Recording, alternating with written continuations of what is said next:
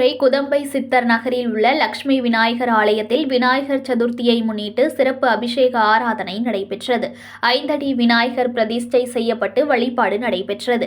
மயிலாடுதுறை மாவட்டம் மயிலாடுதுறையில் உள்ள குதம்பை சித்தர் நகரில் லட்சுமி விநாயகர் ஆலயம் உள்ளது. இங்கு விநாயகர் சதுர்த்தியை முன்னிட்டு லட்சுமி விநாயகருக்கு சந்தனம், பால், தேன், மஞ்சள் உள்ளிட்ட திரவியங்களால் அபிஷேக ஆராதனைகள் செய்யப்பட்டது.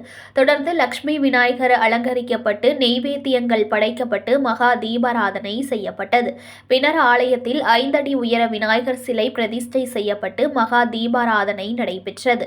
இதில் ஏராளமான பக்தர்கள் கலந்து கொண்டு விநாயகருக்கு அர்ச்சனை செய்து வழிபாடு செய்தனர். அன்னதானமும் வழங்கப்பட்டது.